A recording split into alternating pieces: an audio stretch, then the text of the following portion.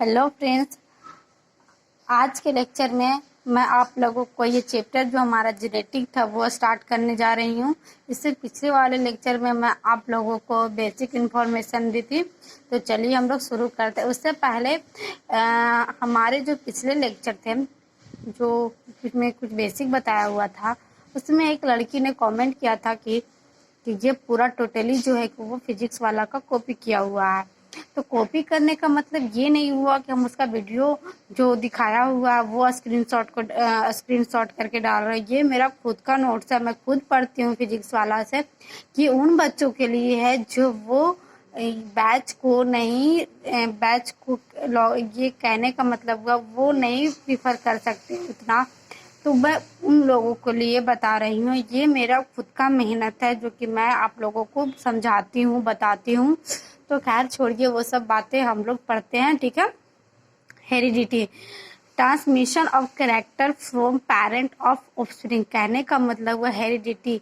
अगर कोई जीन किसी कैरेक्टर में या किसी पेरेंट में गया तो अब हम लोग बोलेंगे कोई कैरेक्टर गया, उसको बोलेंगे हम heredity. Variation, the difference of by offspring within the parent. इसका कहने का मतलब हुआ, देखिए इसमें कुछ हिंदी में नीचे लिखा हुआ, कुछ करेक्टर जो ना तो माँ ना तो मदर में मिलेगा और ना तो फादर में मिलेगा, तो उसे हम लोग बोलेंगे वेरिएशन। बोलेंगे कि ये करेक्टर है जो कि वो ना तो उसकी मम्मी में मिला ना तो उसके पापा में मिला, ठीक है। Inheritance, process by which character transfer from parent of, वैसा करेक्टर जो कि जी करेक्टर को क्या बोलता है वो ट्रांसफर करता है, उसको बोलेंगे इनहेरिटेंस। जेनेटिक, जेनेटिक का मतलब हुआ हम लोग इसमें पढ़ेंगे हेरिडिटी एंड वेरिएशन के बारे में, ठीक है। और फादर ऑफ जेनेटिक मेंडल है, टर्म जो जेनेटिक वैटसन ने दिया था, और फादर ऑफ मॉडर्न जेनेटिक को हम वैटसन कहते हैं, ठीक है। तो ये हमारा चैप्टर जब स्टार्ट हुआ, कहने का मतलब हुआ हम टोटली यहाँ पर जेनेटिक के बारे में पढ़ेंगे, ठीक है। ये एक जीन है, इसका दो फॉर्म हुआ, ठीक है। एक टॉल हो गया, एक ड्राफ हो गया। कहने का मतलब हुआ कि ये जो दो जीन आया, ठीक है, उसमें से एक था कहने के कैपिटल टी, एक स्मॉल टी। इसका क्या हो गया, एक फॉर्म हो गया जीन का, उसको हम बोलेंगे होमोलोगस क्रोमोजोम। उसको हम लोग हेट्रोलोगस कहेंगे, क्योंकि ये आप देख सकते हैं, ये पिछले लेक्चर में मैं आप लोगों को बताई थी कि कैपिटल टी और स्मॉल टी हेट्रोलोगस होगा, ठीक है। ये नॉन आइडेंटिकल है। एक जीन और हम लोगों ने लेके देखा टू फॉर्म्स का, तो इसमें दोनों क्या हुआ, कैपिटल टी आया। हम लोग देखते हैं इसका स्ट्रक्चर। इसमें दो क्रोमोजोम जब आया तो वो दोनों क्या था, कैपिटल थी, तो इसको हम बोलेंगे होमोलोगस क्रोमोजोम है। लेकिन ये आइडेंटिकल है और ये क्या हो गया, होमोलोगस है, ठीक है। ये प्लांट कैसा है, टॉल है। ये प्लांट कैसा था, ड्राफ था, ठीक है। कहने का मतलब हुआ कि ये जो जीन आया इसमें हम लोग बोल सकते हैं ये नॉन आइडेंटिकल है। ये प्लांट कैसा हो गया, टॉल हो गया, ठीक है। ये जो हमारा ये जो कैपिटल टी था, कहने का मतलब हुआ कि ये होमोलोगस था, तो ये भी क्या हो गया, प्लांट कैसा हो गया, टॉल हो गया। तो हम लोग देखेंगे कि कैपिटल टी स्मॉल टी रहेगा फिर भी ये प्लांट टॉल होगा, और दोनों कैपिटल टी रहेगा तो फिर भी ये प्लांट टॉल होगा, ठीक है। हम लोग ने फिर एक जीन लिया, उसमें दो फॉर्म निकाला, तो उसमें जब होमोलोगस क्रोमोजोम को देखा, जैसे ये दोनों स्मॉल टी है, ये प्लांट कैसा हो गया, ड्राफ हो गया, ये होमोलोगस हो गया, ये कैसा हो गया, आइडेंटिकल हो गया। वो लोग कुछ क्वेश्चंस करते हैं। Both from gene parent one same locus position on homologous chromosome. ये कह रहा है कि एक जीन जो है वहाँ पे जो पोजीशन था पेरेंट का वो कैसा था, होमोलोगस था। तो या ये होमोलोगस था, ये ट्रू हो गया। Chromosome occur in pair, chromosome pair में इसका gene allele factor all are, क्या जीन बोल सकते हैं, जीन को हम एलील बोलते हैं। एलील को ये सारा जो थ्री नेम आपको दिख रहा है वो ये एक ही नाम हुआ, जीन भी बोल सकते हैं, एलील भी बोल सकते हैं, फैक्टर भी बोल सकते हैं। वो सारे क्या होते हैं, पेयर में होते हैं, ठीक है। अब हम लोग ट्रेट के बारे में पढ़ेंगे। ट्रेट दो तरह का होता है, एक टॉल होता है, एक ड्राफ। टॉल को हम डोमिनेट बोलते हैं, ड्राफ को रिसेसिव बोलते हैं, ठीक है। ये आपको एग्जाम्पल के लिए समझाया जा सकता है कि एक 12th क्लास का बच्चा, एक 4th क्लास का बच्चा है, ठीक है। तो ये जो हो गया, ये पहला हम लोगों ने ले लिया, ये क्वेश्चन है, ठीक है। ये क्या है, होमोलोगस है। होमोलोगस से टॉल है तो ये क्या हो गया, आइडेंटिकल हो गया। ये हेट्रोजोगस टॉल है तो ये नॉन आइडेंटिकल हो गया। ये होमोलोगस ड्राफ है तो आइडेंटिकल हो गया। आप लोग समझ पा रहे हैं कि ये कैसे होगा होमोलोगस, क्योंकि ये कैपिटल टी है, कैपिटल टी स्मॉल टी तो हेट्रोजाइगस, स्मॉल टी तो होमोलाइगस।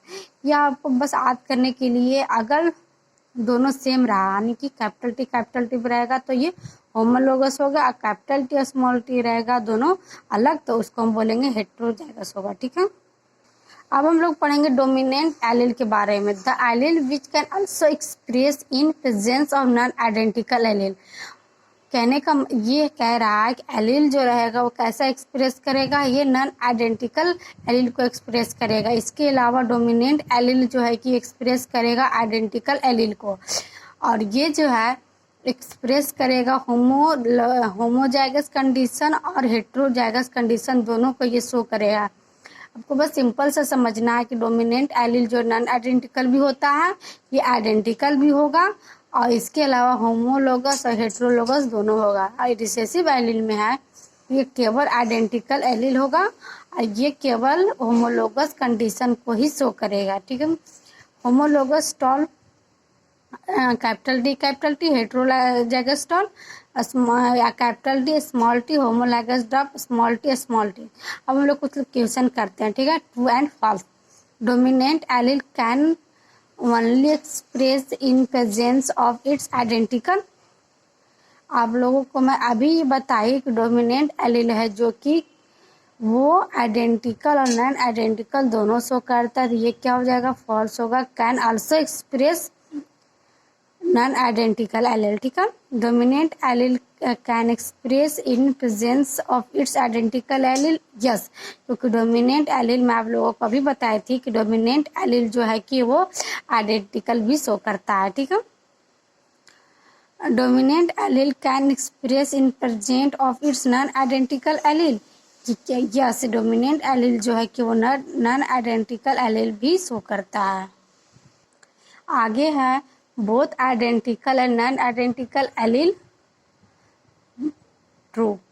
ये डोमिनेंट में कहने का मतलब हुआ ये डोमिनेंट में आइडेंटिकल और नॉन आइडेंटिकल दोनों शो करता है। ओनली आइडेंटिकल एलील रिसेसिव में होता है, नो।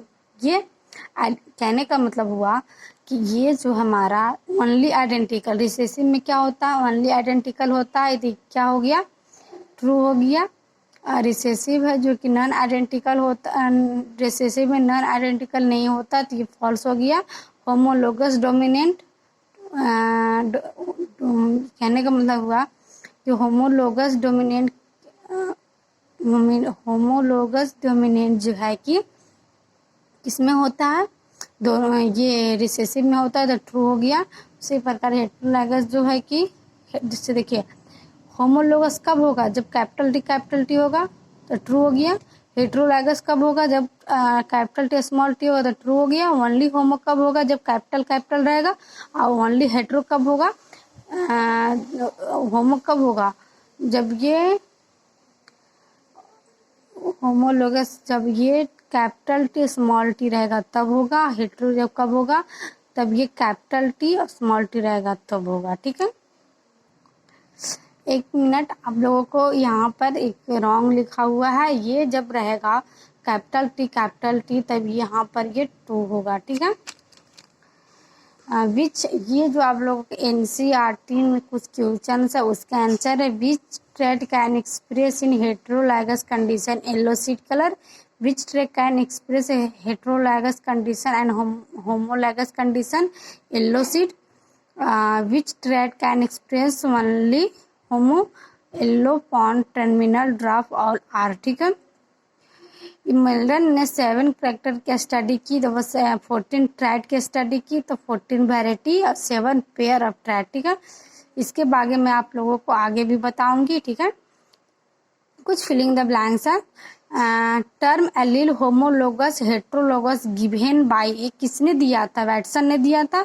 पिलियोट्रोपी का मतलब हुआ एक जीन और बहुत सारे करेक्टर, बस सिंपल से समझिए। इसका डिफिनेशन ऐसे बता देती हूँ, जनरली 1 जीन कंट्रोल 1 कैरेक्टर, अगर एक जीन एक करेक्टर को कंट्रोल कर रहा है, लेकिन कुछ टाइम ऐसा भी होता है जो कि वन जीन कंट्रोल करता है बहुत सारे करेक्टर को, उसको बोलते हैं प्लियोट्रोपी। इसका एग्जाम्पल है, मैं आप लोगों को आगे जब बताऊंगी तो आप लोगों को ये बात अच्छे से समझ में आ जाएगी। थैंक यू, आज के लिए बस इतना ही, मिलते हैं नेक्स्ट लेक्चर में। अगर आप अभी तक मेरे चैनल्स को सब्सक्राइब नहीं किए तो प्लीज़ कर दीजिए, ज़्यादा से ज़्यादा लाइक कीजिए, शेयर कीजिए। Thank you.